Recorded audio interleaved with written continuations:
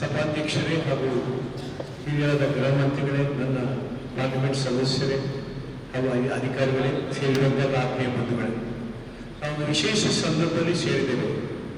ನಾವು ಈ ತುಳುನಾಡು ಹುಟ್ಟಿ 68 ವರ್ಷ ಆಯಿತು. ಅನೇಕ ಇಂಥ ಸಭೆಗಳನ್ನು ನಡೆಸಿ ಮೇಲೆ ಕೂತಿದ್ರು, ಕೆಲವರು ಕೂತಿದ್ರು. ಮಾಜಿ ಜಿಲ್ಲಾ ಉಸ್ತುವಾರಿ ಮಂತ್ರಿಯಾಗಿ ಕೂಡ ನಾವು ಆಡಳಿತ ಮಾಡಿದ್ದೀವಿ. ಆದರೆ ಅದನ್ನ ಫಲಕಾರಿಯಾಗುವಂತ ಕೆಲಸ ನಮ್ಮಲ್ಲಿ ಆಗಲಿಲ್ಲ. ಇದು ದೊಡ್ಡ ದೋಷ. ಅದಕ್ಕೋಸ್ಕರ ಈಗ ತಾವು ಗೃಹ ಮಂತ್ರಿಗಳು ಸ್ವತಃ ಬಂದಿದ್ದೀವಿ. 2-3 ವಿಚಾರ ಬಹಳ ಪ್ರಾಮುಖ್ಯವಾಗಿದೆ ಸರ್. ಅದರ ಬಗ್ಗೆ ತಾವು ಇಮಿಡಿಯೇಟ್ ಒಂದು ಆಕ್ಷನ್ ತಗೊಂಡ್ರೆ ನಮ್ಮಲ್ಲಿ 100ರಲ್ಲಿ 60% ಪ್ರಾಬ್ಲಮ್ ಸಾಲ್ವ್ ಆಗುತ್ತೆ. ಯಾಕಂದ್ರೆ ನಾನು ಬಹಳ ಹೆಮ್ಮೆಯನ್ನು ಹೇಳ್ತಾ ಇದ್ದೇನೆ, ನೀವು ಹಿರಿಯ ರಾಜಕಾರಣಿ, ನಮಗೆಲ್ಲ ಗೊತ್ತಿದೆ. ಅದು ತಾವು ಮುಂಚೆ ಮಾತಾಡಿದ್ರೆ ಅದೇ ದೊಡ್ಡ ಕಷ್ಟ. ಆದರೆ ಒಂದು ಮಾತು ಹೇಳಿಕೆ ಇಚ್ಛೆ ಪಡ್ತಾ ಇದ್ದೇನೆ ಸರ್. ಇಲ್ಲಿ ಪ್ರಾಮುಖ್ಯವಾಗಿ ಒಂದು ನಮ್ಮಲ್ಲಿ ಇರುವಂತಹ ಈ ಗಾಂಜಾ ವ್ಯವಹಾರಗಳು, ನಮ್ಮ ಇಲ್ಲಿನ ಸೂಪರಿಂಟೆಂಡೆಂಟ್ ಪೊಲೀಸ್ ಇದ್ದಾರೆ, ಉಡುಪಿಯಲ್ಲಿ ಇದ್ರು. ಮಣಿಪಾಲ ನಂಬರ್ 1 ಇತ್ತು ನಮ್ಮ ರಾಜ್ಯದಲ್ಲಿ, ಅದನ್ನು ಮಧ್ಯಪಟ್ಟರು.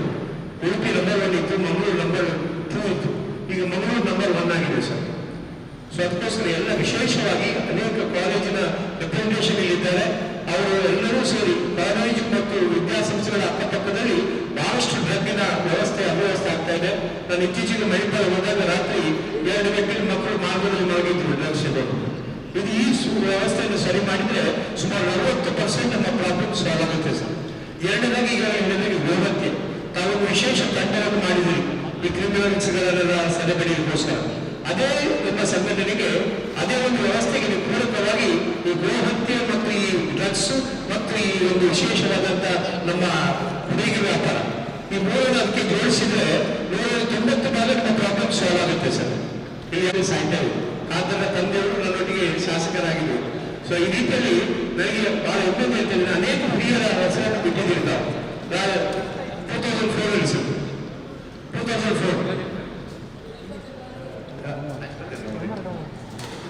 ಸೊ ಹಾಗೆ ಅನೇಕ ಹಿರಿಯರ ಹೆಸರನ್ನು ಬಿಟ್ಟಿದ್ದೀರಿ ಸರ್. ರುಕ್ಮಾಯಿ ಪೂಜಾರಿಂದ ಹಿಡಿದು ನಮ್ಮ ಮಾಜಿ ಸಂಸದ ನಳಿನ್ ಕುಮಾರ್ ಹಿಡಿದು ಮೋಳಪ್ಪ ಭಟ್ಟ ಆಗಿರ್ಬೋದು, ಅನೇಕ ಹಿರಿಯರಿಗೆ ಸಾಕಷ್ಟು ಸೇವೆ ಮಾಡಿದ್ದಾರೆ.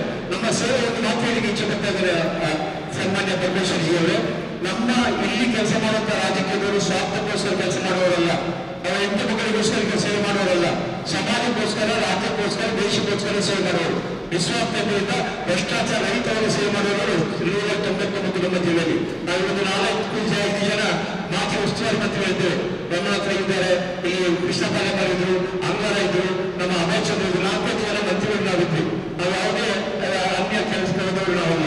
ಸೊ ಅದರಿಂದ ನಮ್ಮ ವಿನಂತಿ ಇಷ್ಟು, ಎಲ್ಲರನ್ನು ಕರೆಯಿರಿ ಸರ್. ಸರಿಯಾದ ಪಟ್ಟಿಯನ್ನು ಜಿಲ್ಲಾಧಿಕಾರಿ ಹೇಳಿ ಎಲ್ಲ ಮಾಜಿಗಳನ್ನು ಕೂಡ ತಂದ್ರೆ ಅವರಿಗೂ ಸ್ವಲ್ಪ ಸಂತೋಷ ಆಗುತ್ತೆ. ಮತ್ತು ಅವರು ಅನೇಕ ಒಳ್ಳೆಯ ಅನುಭವಗಳಂತ ಮೂಲಕ ಹೇಳಿಕೆಯಲ್ಲಿ ಇಚ್ಛೆ ಬರ್ತಾರೆ.